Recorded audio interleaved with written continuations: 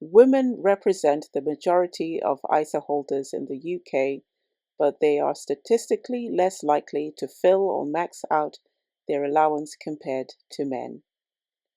Here's a breakdown of how women interact with their ISA allowance. There are approximately 11.5 million women in the UK with an ISA account, compared to roughly 10.7 million men. However, there is a max out gap. Despite being more likely to own an ISA, women account for a smaller share of those who are able to use the full £20,000 allowance. Men are roughly 25% more likely to fill their allowance to the limit. Men contribute an average of £8,150 per year into their ISAs, while women contribute an average of £6,800. The reason fewer women fill their allowance often relates to the type of ISA they choose.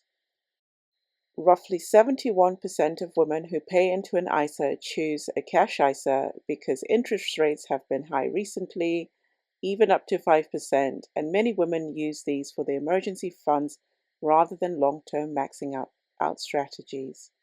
Only 29% of women subscribers put money into a stocks and shares ISA compared to over 41% of men.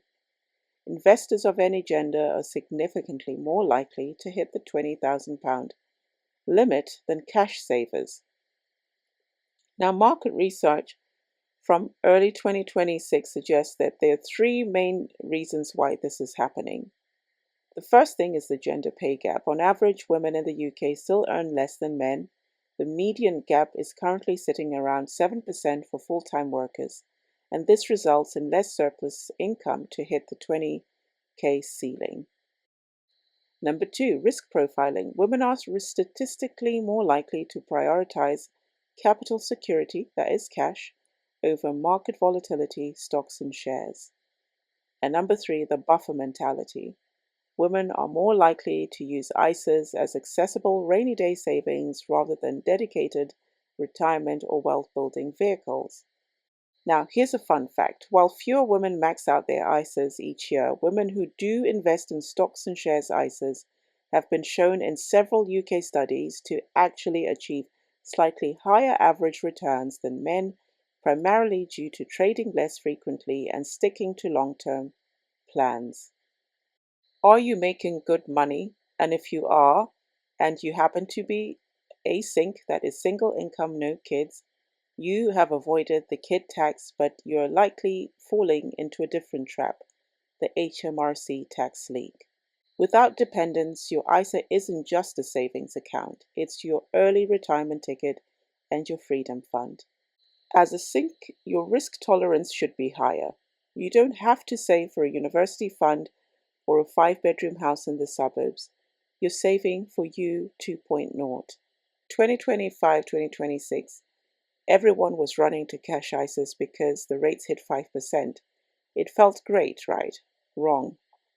Even at 5%, because inflation has been high at 3%, and if you're a higher rate taxpayer, your real gains are very slim. The ISA is a tax-efficient wrapper. Inside it, the government can't touch your capital gains or your dividends ever. For sinks, the focus should be on the stocks and shares ISA. If you max out your £20,000 for 10 years at 7% return, you will have around £295,000 tax-free, and this is what you would call your Leave My Job Fund or your FU fund. So how do most people hit £20,000? If you have a windfall or you happen to have money set aside, you need to think about putting your money into an ISA and not falling into the trap of using this as a rainy day fund and not investing the money. Aside from windfalls and bonuses, here's a roadmap of how you can plan to hit your 20k maximum limit for your stocks and shares ISA. The pay yourself first rule.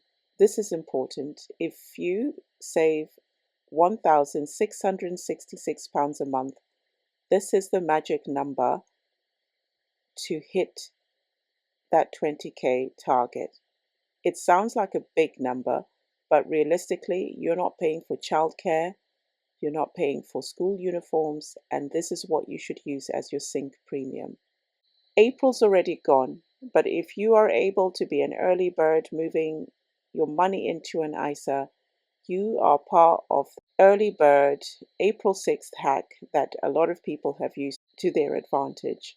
Why? Because the sooner the money is in, the more days of tax-free growth you get. Even if you can't do 20K on day one, automate to make sure that you put in your money into your ISA on April 6th every single year.